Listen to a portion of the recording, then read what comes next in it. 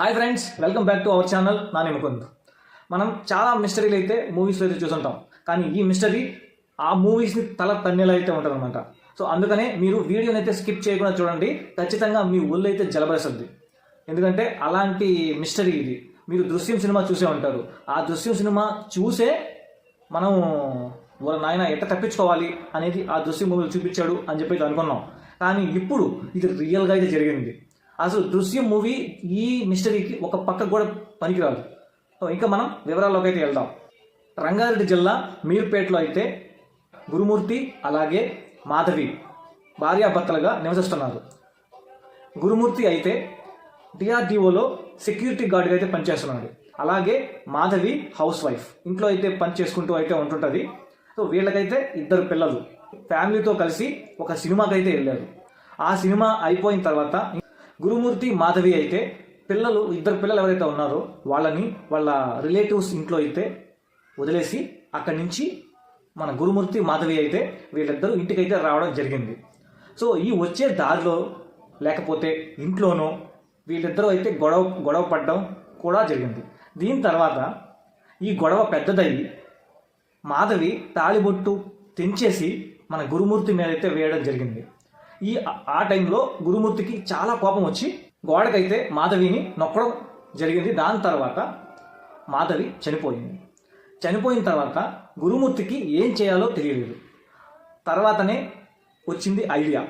అప్పుడే చూశాడు దృశ్యం మూవీ. దాని తర్వాత ఎలా ఈ సమస్య నుంచి తప్పించుకోవాలో అన్నీ క్షుణ్ణంగా పరిశీలించి రాసుకొని మొత్తం ఒక్కొక్కటిగా ఎగ్జిక్యూట్ చేశాడు. దాంట్లో ఫస్ట్దే మాధవిని ముక్కలుగా నరకడం.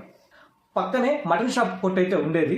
సో అక్కడి నుంచి మటన్ కొడతారు కదా, ఆ తుండు ఏదైతే ఉంటుందో దాన్ని అలాగే ఆ కత్తిని ఇంటికి అయితే తీసుకొచ్చుకున్నాడు. దాని తర్వాత అయితే మాధవిని ముక్కలుగా అదే కత్తితో అయితే నరికాడు. అసలు ఇది వినడానికే చాలా దారుణంగా ఉంది. దాని తర్వాత ఏం జరిగింది, ఆ నరికిన ఆ ముక్కలు, ఆ మాంసం ముద్దలు ఏవైతే ఉంటాయో వాటిని ఫస్ట్ బకెట్లో వేసి ఉడికిచ్చాడు. దేంతో? హీటర్తో ఉడికిచ్చి అవేమో ఉడకల, అంటే ఆ హీటర్కి వేడి సరిపోలా. దాని తర్వాత ఏం చేశాడు, తీసుకెళ్ళి కుక్కర్లో వేసి 6 విజిల్స్ 7 విజిల్స్ రప్పించాడు. అప్పటికి కొంచెం ఉడికాయి. సో దాని తర్వాత ఏం చేశారు, మనందరం పొట్టేల్ని అలాగే మేకపోతుని ముక్కలుగా కోసి ఎండేసి చిన్న ముక్కలు కోస్తేనే అవి ఎండవు. అలాంటిది వీడు ఎంత పెద్ద ముక్కలుగా దాన్ని కట్ చేశాడో నరికాడో, అబ్బబ్బబ్బబ్బా. లాస్ట్కి ఫైనల్గా అయితే బాగా ఎండబెట్టి వాటిల్ని పొడి చేసేసాడు. దాన్ని తీసుకెళ్ళి పక్కన నదిలో అయితే కలిపేశాడు. దాని తర్వాత అక్కడ ఎక్కడైతే మరకలు ఉంటాయో ఆ మొత్తం మరకల్ని పెనాయిలేసి 1కి 2 సార్లు వేసి మొత్తం క్లీన్ చేసి ఏం చేశాడు అంటే, ఇప్పుడు అస్సలు చంపినట్టు ఆధారాలే లేవు. ఇప్పుడు ఆ కత్తి ఏదైతే ఉందో అది ఆడే ఉందా లేదా అనేది ఒక మిస్టరీ. ఇంకా ఇప్పుడు ఆ కత్తి అక్కడ ఉంటే ఒకవేళ మేబీ వీళ్ళకి ఆ కత్తి ఒక ఆధారం అవ్వచ్చు. కానీ ఆ కత్తి వాడు ఉంచుతాడా? ఆ కత్తిని కూడా ఆడు వేసేంటాడు. ఇంకా దాని తర్వాత చూస్తే అంతా అయిపోయింది. దాని తర్వాత మాధవి వాళ్ళ అమ్మకైతే ఫోన్ చేసి ఈ విధంగా నాతో గొడవపడి ఎక్కడికో వెళ్ళిపోయింది, ఎవరితో లేచిపోయింది అని చెప్పి ఒక్కొక్కసారి ఒక్కొక్క మాట చెప్పడం ప్రారంభించాడు.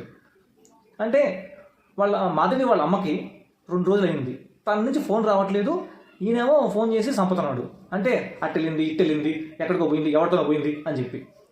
ఇంకా మాధవి వాళ్ళ అమ్మ ఇవన్నీ తట్టుకోలేక పోలీసులను అయితే ఆశ్రయించింది. ఎప్పుడు? 16వ తేదీ. వీళ్ళు ఎప్పుడు 15వ తేదీ గొడవ పడి ఇదంతా జరిగిపోయింది.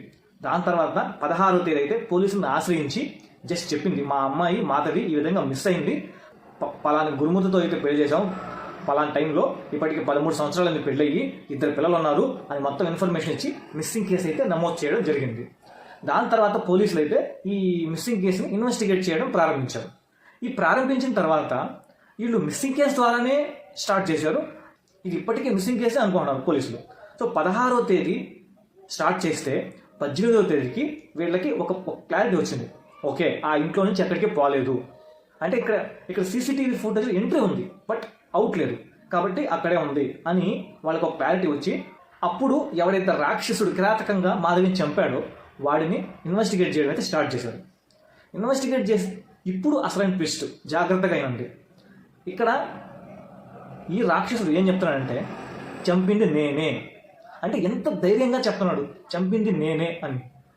దాని తర్వాత మీరు కావాలంటే దమ్ముంటే ఆధారాలు చూపించి నన్ను అరెస్ట్ చేయండి, నన్ను కోర్టుకు సబ్మిట్ చేయండి అని చెప్పని అంత ధైర్యంగా చెప్తున్నాడు. దీని వెనక ఎవరైనా ఉన్నారా, లేకపోతే అసలు ఆధారాలే లేవని వీడికి అంత ధైర్యమా? ఖచ్చితంగా కామెంట్ చేయండి.